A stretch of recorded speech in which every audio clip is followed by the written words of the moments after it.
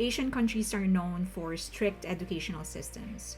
From 10 to 14 hour a day to 7-day a week schedule, Asian countries are both praised and criticized for the discipline that it imposes, the productive citizens it produces, and the mental and emotional pressure it causes. While there are undoubtedly both good and bad aspects of the system, I want to focus on one thing commonly imposed on Asian schools and Asian homes that I personally find helpful and useful. It is the biggest unspoken and most often unrecognized key to the often described chill vibe in many Asian countries like Japan, South Korea, Philippines, Thailand, Arab countries, and others. But also, it is the key to the progressive, impressive, and unquestionable brilliance in the fields of science, technology, engineering, and math. This is the discipline of silence. Yes, silence. That is the foundation of education, home, relationships, and society in many parts of Asia. The principle is simple. Before you do or say anything, stay silent and be quiet. You are always encouraged to ask yourself, will your words be better than silence? If it isn't, then just shut up. That, of course, is just the foundation of it all. The idea is that silence will give you an opportunity to calm down, listen, and think. If you have the right value foundation, then you should have the courage to make the right decision or say the right thing, no matter how painful or difficult it may be at the moment. In schools, it trains students to be certain about what they are going to say or do before talking. It trains students to exhaust their own resources before they ask for help. It trains students to first understand what others are saying before they impose their own point of view. It helps many Asians survive in situations or places they are put into and adjust easier. What I personally have come to realize is that it also brings about peace of mind. Again, it won't do the job on its own, but it is the foundation. If you can practice the discipline of silence and combine it with other values and principles, it will help you find peace, find confidence, ignore the noise, and concentrate on things that are actually valuable. Just based on my experience, I have found 10 important moments that happen often in our daily lives where the discipline of silence comes in handy. Hi! I hope you enjoyed this video and find it relevant and useful as much as I did. I know that all of you are aware of the old adage that one of the signs of wisdom is knowing when to be silent and knowing when to speak. And I also know that I'm an extreme introvert, very, very extreme introvert. So I do need my time alone and I do need my silence. However, I have come to realize that not all introverts are actually comfortable in silence. There are some who still need and prefer having some sort of sound around them. However, this video isn't just about the need to be comfortable in silence, but to actually know when you should be silent and the ability to be silent even when you really, really need to speak. So apparently this is something that is much more practiced in the East than it is in the West. This is not a knock on the culture of the West, it's just a difference in the culture. Apparently in the West, students in schools are encouraged to be outspoken, to be assertive, to speak their mind, while in the East, students are encouraged to be silent first and then process the information, make sure that when they actually speak, whatever it is that they're going to say would be something substantial, reasonable, and helpful for everybody. Okay, if you end up liking this video, please give it a thumbs up, and of course subscribe and hit that notification button, and share the video if you can. It's really, really helping my channel. Thank you so much, everybody. Okay, on to the video. When everyone is talking, this doesn't apply only to when you are in a place physically with people who are arguing. This applies especially in virtual spaces like Twitter, where everyone seems to be an expert in just about anything. Remember, The truth is rarely on one side. Often it is somewhere in between, but your mouth won't find it. It is better to shut the hell up and research both sides, or if it's in an in person conflict, understand both or all sides. If you are going to talk, it is better to ask a question. The more difficult the question seems, the closer you will be to the truth. If you don't know what questions to ask, revert to shutting up and wait. It will come to you. You do not need to join a conversation or a fight that you do not understand. And maybe, just maybe, this is something your voice isn't even needed. Maybe your role is to listen. When you don't understand something, related to the first one, talking won't help you understand something except if you are asking the right questions. Operative word, right questions.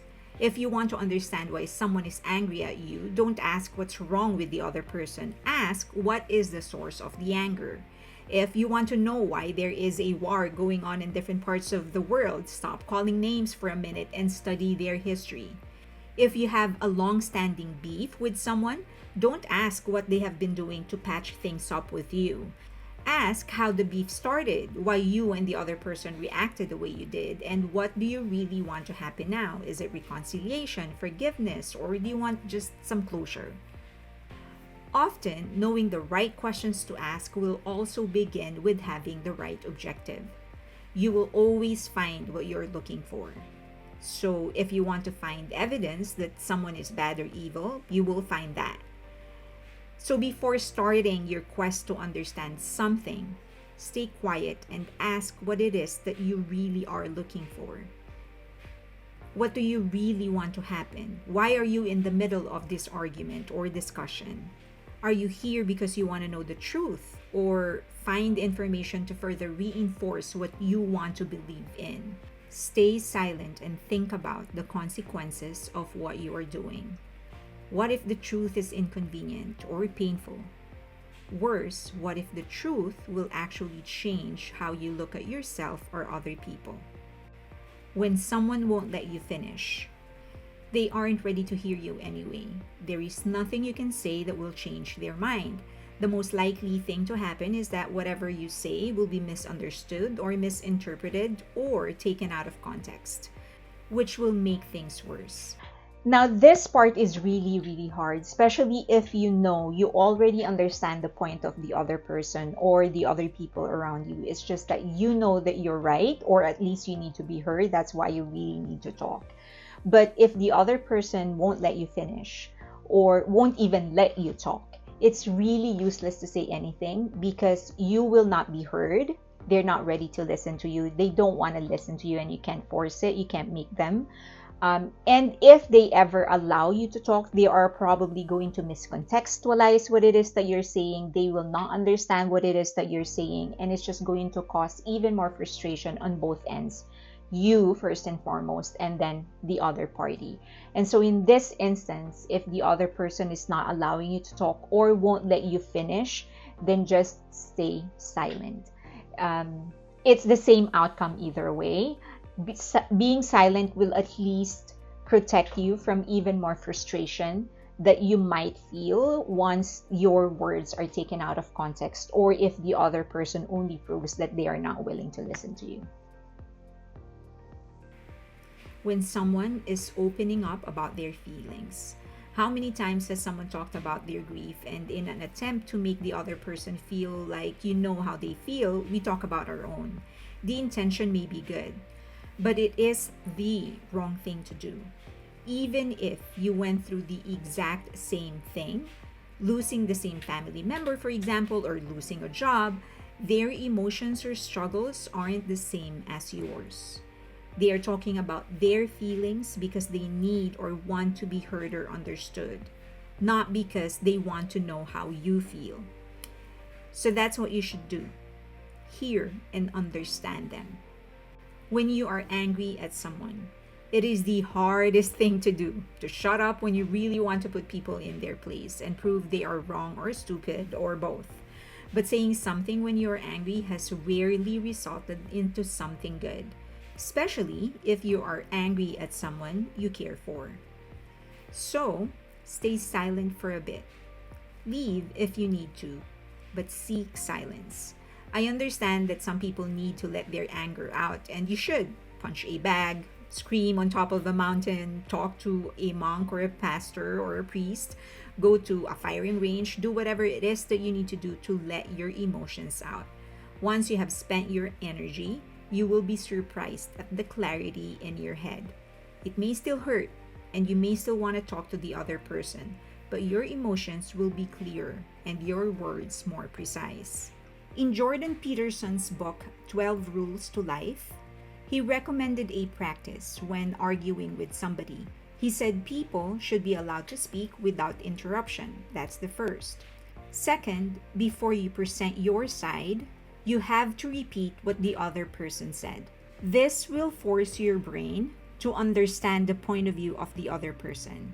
This is something I have started doing, even in social and political issues I do not agree with. I try to repeat the point of the other side, and if I can, try to defend it against my own point of view. It allows me to shed off my biases, and more importantly, gain a more balanced and objective perspective. When experiencing a beautiful moment, soak in it. Be present. I remember my very first skydive. Just before the dive, my instructor asked me if he can give me a suggestion, and I said yes. He said, enjoy the wind. Make sure to be aware when the wind touches your skin. Enjoy the vastness of what you will see. Just be present. Stay quiet, he said. Not just in your mouth, but also in your head. This is the closest thing to feeling the majesty of angels.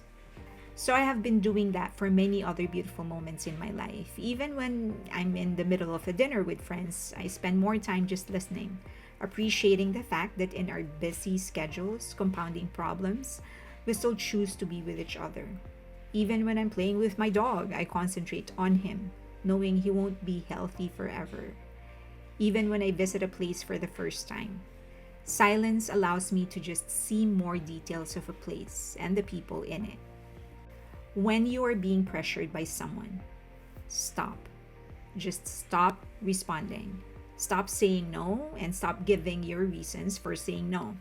The best response is that you aren't sure if you want to do something and you need silence to think and decide. It does two things. It stops the pressure.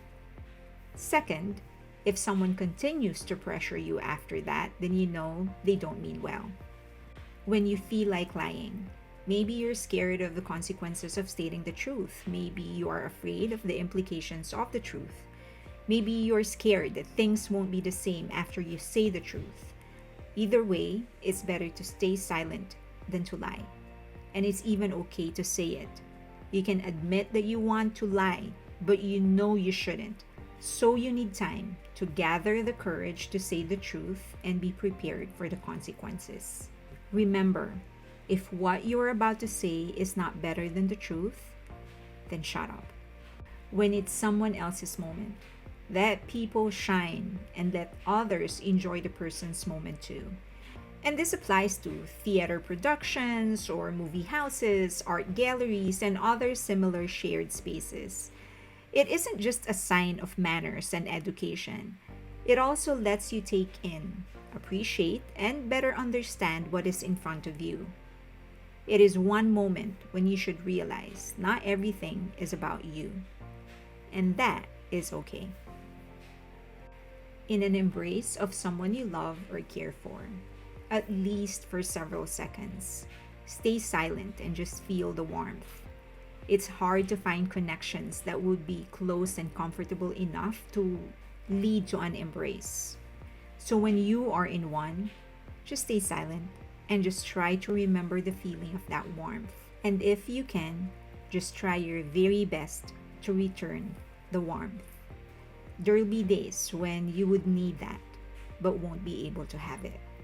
I like staying at the back, whether it's a party or a gathering or even in a meeting. If I'm not leading the meeting, I like staying at the back.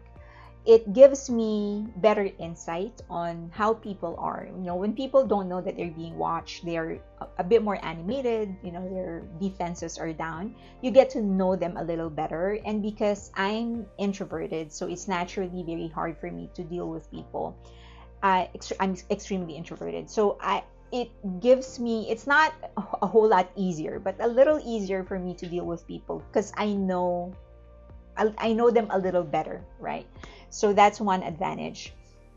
And I guess a lot of it comes from my training in school. I guess my love for watching and love for silence and love for listening also came from my training in school.